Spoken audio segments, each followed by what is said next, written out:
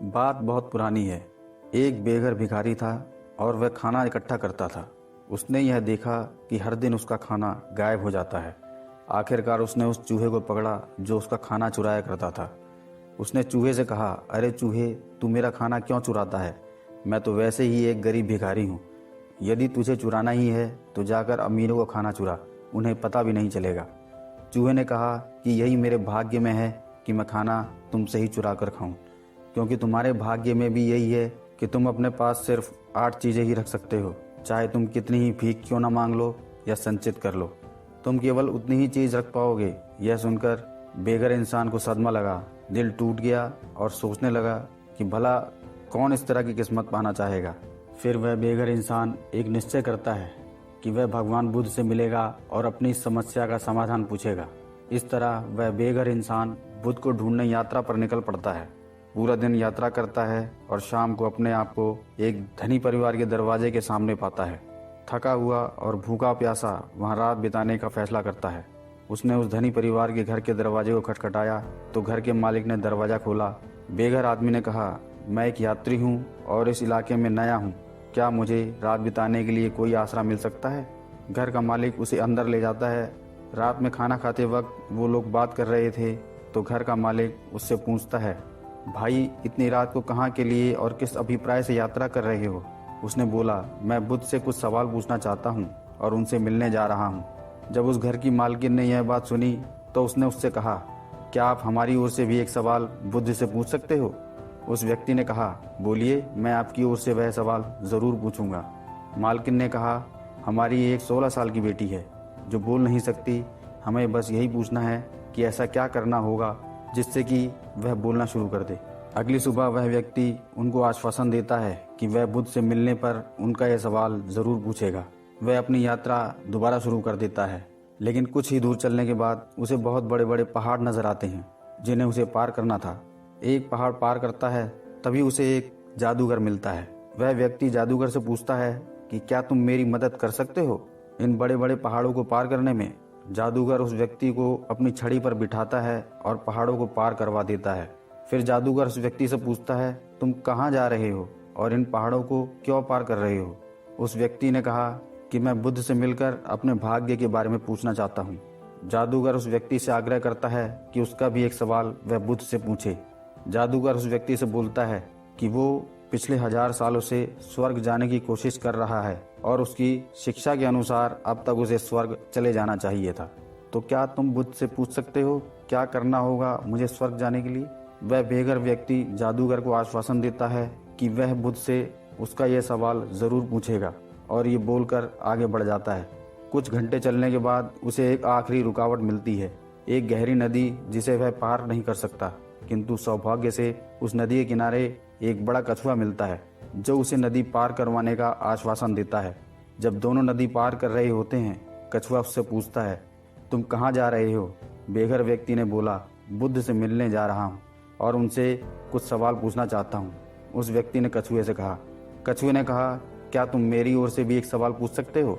मैं पिछले 500 सालों से एक ड्रैगन बनने की कोशिश कर रहा हूँ और मेरी शिक्षा के अनुसार अब तक मुझे ड्रैगन बन जाना चाहिए था।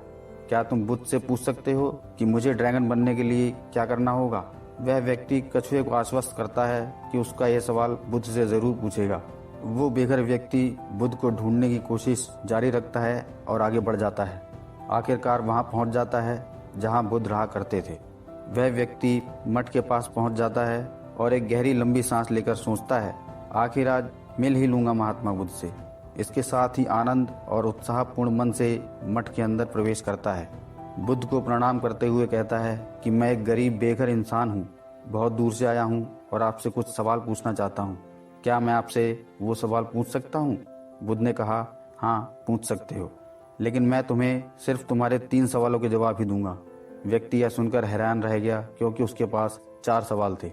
उसने बुद्ध से कहा कि मैं आपसे 4 सवाल पूछना चाहता था। बुद्ध कुछ उत्तर ना देते हुए सिर्फ ध्यान में बैठे रहे। फिर उस व्यक्ति ने यह सोचा, पहले वह उस कछुए का सवाल पूछे। बेचारा 500 सालों से उस गहरी नदी में ड्रैगन बनने की आस में है। कितनी मुश्किल होगी उसकी जिंदगी उस गहरे पानी में। फिर वह जादूगर के बारे में सोचता है जो कि 1000 सालों से इस आस में है कि वह स्वर्ग कब जाएगा। वह व्यक्ति सोचने लगता है कि 1000 साल तो बहुत लंबा समय होता है और अब तो उस जादूगर को स्वर्ग जाना ही चाहिए। और आखिर में वह उस गूंगी लड़की के बारे में सोचता है जो कि बिना कुछ बोले अपनी ज़िंदगी जीने वाली है। वह व्यक्ति सोचता है कि बिना बोले वह लड़की कैसे अपना जीवन बिता पाएगी, यह तो बहुत ही क्रूरता है। आखिर में वह व्यक्ति अपनी ओर देखता है और सोचता है कि मैं तो सिर्फ एक बेघर भिखारी हूँ, मैं वापस अपने शहर जाकर दोबारा से भीख मांगना जारी रख सकता हूँ, मुझे इसकी आदत भी है। और सोचता है कि मेरा तो कुछ भी नहीं बदलेगा, लेकिन उन लोगों का सब कुछ बदल सकता है यदि उन सबको उनके सवालों के जवाब मिल जाएं तो। जब उसने दूसरों की समस्याओं की ओर देखा, उसे स्वयं की तकलीफ़ें छोटी लगने लगीं और उसने उन तीनों के सवालों को पूछने का निर्णय लिया। फिर उसने कछुए के बारे में बुद्ध से पूछा। बुद्ध ने कहा वह कछुआ अपना ढांचा छोड़ने के लिए तैयार नहीं और जब तक वह अपने ढांचे के आराम से बाहर नहीं आएगा वह कभी भी ड्रैगन नहीं बन सकता। फिर उस व्यक्ति ने जादूगर के बारे में पूछा तो बुद्ध ने कहा वह जादूगर हमेशा अपनी छड़ी को अपने पास रखता है, कभी भी उसे नीचे नहीं रखता। उसकी छड़ी उसके आश्रय की तरह है जो उसके स्वर्ग जाने की राह में बाधा है।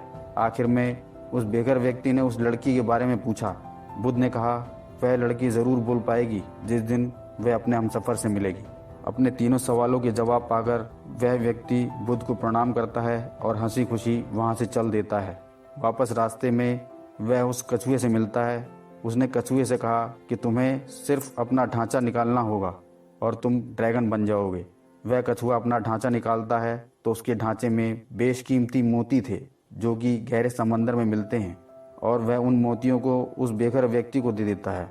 कछुआ उस व्यक्ति का धन्यवाद करता है और ड्रैगन बनकर वहाँ से उड़ जाता है।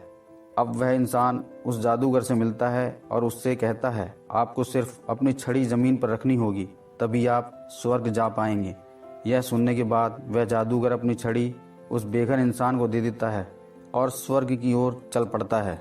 अब उस बेघर इंसान के पास कछुए का दिया हुआ धन था और जादूगर की शक्ति।